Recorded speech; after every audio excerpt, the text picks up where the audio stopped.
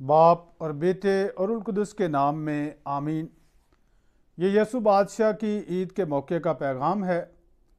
पहली तिलावत दानियल नबी की किताब उसके 7वें बाब की 13वीं से 14वीं आयत। उसकी हुकूमत लाजवाल हुकूमत होगी। मज़मूर 93 में जमायती जवाब है, खुदावंद बादशाह है, वो हशमत से मुलब्बिस है। दूसरी तिलावत मकाशवा उसका पहला बाब 5वीं से 8वीं आयत। यहाँ एक करेक्शन ज़रूरी है क्योंकि जो कैलेंडर में ये तिलावत 5वें बाब की 5वीं से 8वीं आयत लिखी है। ये 5वां बाब नहीं है बल्कि पहला बाब है। तो पहले बाब की 5वीं से 8वीं आयत, शाहान आलम का सरदार, उसने हमें खुदा बाप के लिए बादशाही और काहिन बना दिया है। नारा हम्द है, मुबारक है वो जो खुदावंद के नाम से आता है, मुबारक है हमारे बाप दाऊद की बादशाही जो आती है।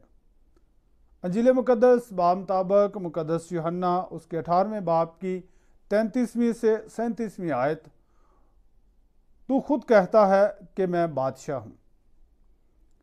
मेरे अज़ीज़ो, यसु बादशाह की ईद एक अहम तरीन ईद है और इस ईद को जो है मुकर्रर किया पोप पाइस 11वां ने 1925 में। ये किन हालात में पोप पाइस 11वां ने यह सोचा और एक इंसिक्लिकल लिखा जिसका मौजू यसु बादशाह था। और ये उस दौर में लिखी गई किताब या ये इंसिक्लिकल लिखा गया जब पहली जंग अज़ीम ख़त्म हुई।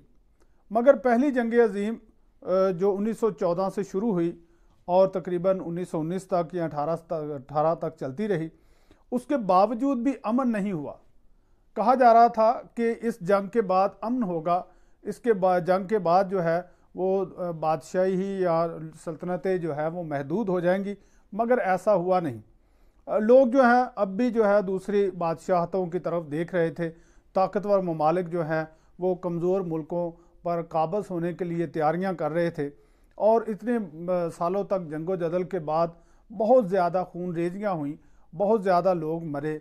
और इसके लिए इंसान जो है वो क्यों ज़िम्मेदार है? क्योंकि सब लोग जो ताकतवर थे वो अपनी बादशाहत को बड़ा करना चाहते थे, वो अपनी सल्तनत को जो है मजबूत करना चाहते थे और अपने दुश्मनों को मार देना चाहते थे। और यही बात जो है वो इंसानों में ऐसी सोच लेकर आई जिसकी वजह से ये जंगो जदल हुआ। और पोप पाइस 11वां दुनिया को ये रिमाइंडर देते हैं, दुनिया को याद दहानी करवाते हैं, बावर करवाते हैं कि हकीकी बादशाहत खुदा की बादशाहत है। यसु मसीह हकीकी बादशाह है जिसकी बादशाहत को ज़वाल नहीं है और जिसकी बादशाहत कभी ख़त्म नहीं होगी। क्योंकि दुनिया में अगर हम तारीख़ देखते हैं तो बहुत सारे बादशाह आए, बहुत सारी सल्तनतें कायम हुई, बहुत सारे लोग जो हैं उन्होंने कहा कि हम सुपर पावर हैं, मगर आखिर वो मिट गए। आखिर वो उनको जो है उनकी सल्तनत जो है वो ख़त्म और तबाह हुई। तो इसलिए खुदावंद यसु मसीह बादशाह है, उसके बारे में आज का कलाम हमें सिखाता है। और वो बादशाह दुनिया के बादशाहों से अलग और मुनफरिद है।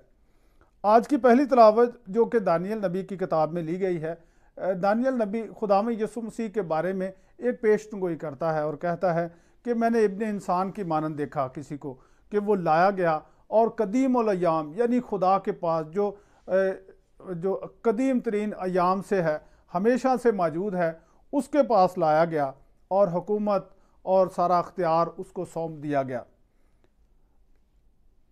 दानियल नबी के दौर में जब ये किताब लिखी गई उस वक्त यूनानी हुकूमत थी। अंताकस एम्पीफिलस चहारम जो है वो बादशाह था और वो दुनिया को जो है वो अपने कब्ज़े में करना चाहता था, यहूदी मज़हब को मिटाना चाहता था और उसका इरादा था कि उसकी सल्तनत में सब लोग जो हैं वो यूनानी देवताओं को माने, एक मज़हब हो, एक सोच हो। और इस की जद में जो है वो यहूदी और इसराइल के लोग आए और उन्हें बहुत ज़्यादा अजियतें पहुँची। 1000 सानियों के ये अयाम थे तो लोग बहुत डरे हुए थे। दूसरी तरफ खुदा का कलाम उनको ये बताता है कि दुनिया की सारी बादशाहें, सारी ममलकतें ख़त्म हो जाएंगी, सिर्फ खुदा की बादशाहत कायम रहेगी और खुदा की बादशाहत कायम क्यों रहेगी? क्योंकि ये जंग की बादशाहत नहीं है। दुनिया के बादशाह जो हैं वो जंग करके एक इलाके पर कब्ज़ा करते हैं, उसका जो साथ देते हैं वो लोग जो हैं उसकी कौम के लोग होते हैं, वो उसकी ज़बान के लोग होते हैं, वो लोग उसी के सकाफ़त, उसी के कल्चर को जो है वो लेकर आगे चलते हैं और दूसरों पर अपना दबदबा बनाते हैं। कभी ऐसा नहीं हुआ कि बादशाह दूसरी कौम, दूसरी ज़बान से हो और उसकी सल्तनत में जो है बाकी कौमें, बाकी ज़बानों के लोगों को भी अहमियत हो। वो हमेशा ग़ुलामों के तौर पर, कमज़ोरों के तौर पर और निचले दर्जे के तौर पर गिने जाते हैं। और यही हुआ कि जो दुनियावी सल्तनत है वो हमेशा ख़ास ग्रोह का जो है वो नुमाइंदगी की जाती है, ख़ास ग्रोह को जो है वो फ़ायदा देती है। खुदावंद यीशु मसीह की बादशाहत में तमाम लोग शामिल हैं। आज खुदावंद यीशु मसीह और पिलातुस के दरमियान बातचीत है और पिलातुस जो है खुदावंद यीशु मसीह के पास उस इल्ज़ाम को लेकर आता है जो उस पर लगाया गया है। लाजमी है ये खुदावंद यीशु मसीह ने पहली बार सुना, क्योंकि जो रात भर खुदावंद यीशु मसीह के साथ जो वो इंक्वायरी करते रहे, जितनी तफ्तीश हुई, उसमें बादशाह होने की बात नहीं की गई, ना यहूदियों ने बादशाह होने का इल्ज़ाम लगाया, बल्कि पिलातुस के पास जाकर ये इल्ज़ाम लगाया कि ये यहूदियों का बादशाह है। तो पिलातुस कहता है क्या तू यहूदियों का बादशाह है? तो खुदावंद यीशु मसीह जवाब देते हैं कि तू मेरे हक़ में ये बात खुद कहता है या औरों ने कही है? और फिर इनकार नहीं करते, ये नहीं कहते कि मैं बादशाह नहीं हूँ, बल्कि कहते हैं कि मैं बादशाह हूँ, मगर मेरी बादशाही इस दुनिया की नहीं है। अगर मेरी बादशाही इस दुनिया की होती तो मेरे खादम लड़ते और यहूदियों को हवाले ना करने देते, मगर मेरी बादशाही यहाँ की नहीं है। पिलातुस ने कहा कि क्या तू बादशाह है? खुदावंद यीशु मसीह ने कहा तू खुद कहता है मैं हूँ, मैं बादशाह हूँ। मगर एक बार फिर पिलातुस के ज़रिए हम सबको ये सिखाते हैं कि खुदावंद यीशु मसीह की बादशाहत इस दुनिया की बादशाहत नहीं है, बल्कि ये दुनिया बादशाहत जो है ये प्यार और मोहब्बत की बादशाहत है। इस बादशाहत को लाने के लिए दूसरों को नहीं मारा जा रहा, दूसरों को कुर्बान नहीं किया जा रहा, दूसरों के बेटों को जो है वो जंगों में नहीं धकेला जा रहा, बल्कि खुद खुदा अपने बेटे को इस दुनिया में लेकर आया है जो सबके लिए, सबके गुनाहों का कफ़ारा देता है। आज की दूसरी तिलावत हमें यही बताती है कि उसने हम सब के लिए गुनाहों का कफ़ारा दिया है और अब हमको बादशाही, हम उसकी बादशाही बने हैं और हमें उसने काहिन बनाया है, यानी हम खुदा के साथ जो है वो अपने रिश्ते और ताल्लुक़ को बना रहे हैं। और ये बादशाहत जो है खुदावंद यीशु मसीह ने कायम की है, वो मोहब्बत से बादशाहत को कायम करता है। दुनियावी बादशाहें ख़त्म हो जाने वाली हैं, उसकी बादशाहत लाजवाल है और ये बादशाहत जो है हमने लानी है, हमारी ज़िम्मेदारी है। क्योंकि हम जब कहते हैं हमारे बाप तू जो आसमान पर है तेरा नाम पाक माना जाए, तेरी बादशाही आए। खुदा की बादशाही जो है वो है आसमान पर है। हम कहते हैं जैसे तेरी मर्ज़ी आसमान पर पूरी होती है ज़मीन पर भी हो। मेरे तो जैसे दुनिया के बाकी जितने भी ग्रोह हैं जो अपने सियासी लीडर को अपने बादशाह को लाने के लिए, उसके लिए कुर्बानियाँ देते हैं, उसके लिए जान देते हैं, उसके लिए जंगें करते हैं, उसके लिए दूसरों पर गलबा ज़ाहिर करते हैं और उसकी वफ़ादारी में चलते हैं, इसी तरह खुदावंद यीशु मसीह के पैरोकार खुदावंद यीशु मसीह की बादशाहत को लाने के लिए उसके हुक्मों पर चलते हैं। जिस तरह खुदावंद यीशु मसीह ने बादशाहत को कायम किया, प्यार करके, मोहब्बत करके, अपने आप को कुर्बान करके, इसी तरह जो खुदावंद यीशु मसीह की बादशाहत का हिस्सा बनते हैं उनके लिए ज़रूरी है कि वो अपने आप को जो है वो पेश करें दूसरों की भलाई के लिए, दूसरों की अच्छाई के लिए, क्योंकि खुदावंद यीशु मसीह की बादशाहत का जौहर जो है वो भलाई है, वो मोहब्बत है, वो प्यार है।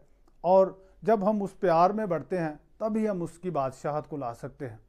उसकी बादशाहत जो है वो किसी कौम के लिए नहीं है, तमाम अक़वाम के लिए है।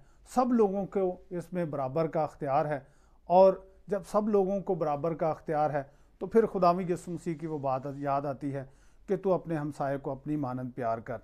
जब हम मुक़द्दस मत्ती की इंजील के मुताबिक जब तिलावत ली जाती है यीशु बादशाह की ईद के मौके पर, तो वो वक्त है जब खुदावंद यीशु मसीह कहते हैं कि वो तख्त अदालत पर बैठेगा और लोगों का इंसाफ करेगा। और इंसाफ का जो ख़ास तकाजा है वो क्या है कि मैं तुम्हारे पास आया, मैं भूखा था, मैं नंगा था, मैं प्यासा था, मैं मुश्किल में था और तुमने मेरी तीमारदारी की है, इसलिए तुमने मेरा ख्याल किया है, इसलिए तूने मुझे खिलाया है, तूने मुझे पिलाया है, इसलिए तू खुदा की बादशाहत का हिस्सा बन। और दूसरे ग्रोह को कहा कि जब मैं तुम्हारे पास आया तुमने कुछ नहीं किया, इसलिए तुम उस आग में चले जाओ।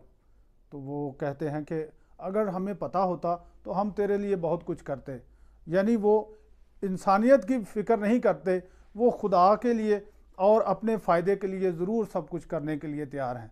मेरे जो जब हम इंसानियत की फ़िक्र करते हैं तभी खुदा की बादशाहत आती है। खुदा हमें ये बरकत दे ताकि हम दुनियावी मामलात को, दुनियावी बादशाहतों को, इन सारी चीज़ों को जो हमारे इर्द गिर्द हो रही हैं, इनसे बढ़कर खुदा की बादशाही के लिए फ़िक्रमंद हो और उसकी बादशाही को लाने में कोशा रहें। मसीह हमारे खुदावंद के वसीला से आमीन। बाप और बेटे और रुल कुदस के नाम में आमीन।